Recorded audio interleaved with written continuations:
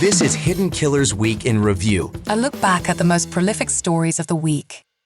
This is the Hidden Killers podcast with Tony Brueski. Featuring author, psychologist, and daily contributor, Shavaun Scott.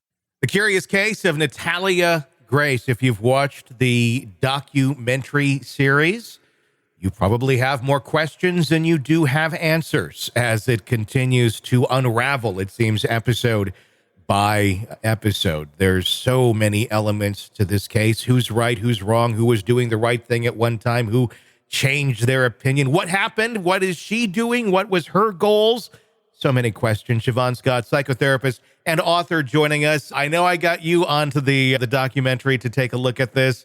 I don't even know where to begin because it is everywhere, but let's just start with your reactions to seeing this case from what we've had presented to us in the documentary on both season 1 and season 2. The first thought is there are no reliable historians. Clinical term there. Client is an unreliable historian. And I think that's one of the things that makes this so crazy. We just have this mix of people who have their own agendas, their own psychological problems. Everybody's got 2 cents. They all believe they're right. However, what they say, particularly Michael, what he says changes all the time. And we've got some real characters. And, my heart goes out to Natalia because any kid born with the severity of disabilities that she was born with and then ends up in an orphanage, my gosh, there is no way that any of us would have a traditional path through life. Sure. The odds were stacked against her. So I just give her credit for surviving and then bouncing from home to home. Her life, talk about challenging. It's hard to fathom what that's like for a person.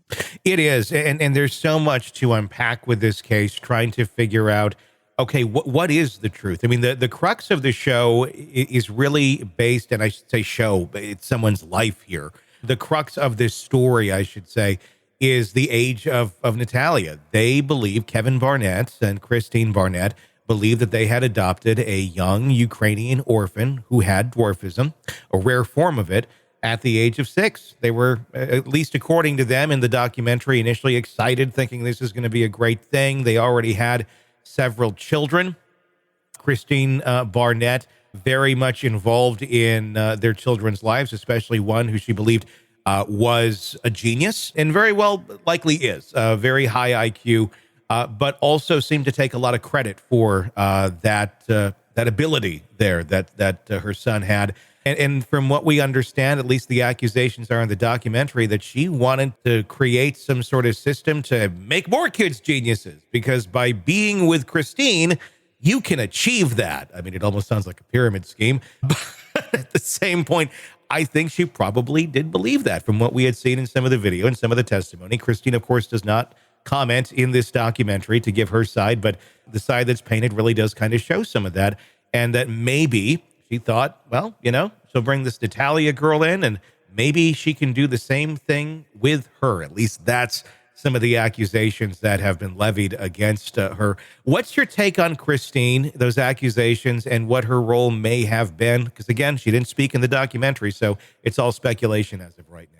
Yeah, it would be wonderful to hear her side. Will there be a season? Kristine speaks. Yeah. I doubt it, but there seems to be so much evidence of her narcissism and her grandiosity and the video that was recorded of her cruelty to Natalia and the allegations of abuse to some degree that seem to be true. At least Michael agrees with that, Natalia, so they corroborate each other on that.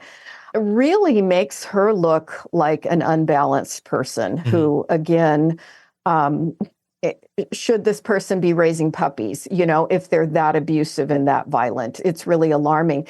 And as far as the age thing, we have the evidence. There's all kinds of footage of Natalia as a youngster when they first got her. She looks very different now. Yeah. You can see now she presents as an adult young woman. She was clearly a child, and you had the weird neighbors saying, oh, we knew she wasn't a little girl. Well, I think she was perhaps a very bright little girl and did speak perhaps because of her years in the orphanage, she spoke more like an adult just because she was exposed to certain adults. She presented as older, perhaps verbally, but the other things that the neighbors were all saying is, when she was in that apartment alone, she would come over to our house all the time. She would come in, get in the refrigerator. I would expect an 8-year-old to do things like that. Sure, especially an 8-year-old left to their own resources in an apartment. Exactly. That's exactly what I would think a little kid is going to do. They're searching for an adult. They're searching for stability. They want somebody to pay attention to them.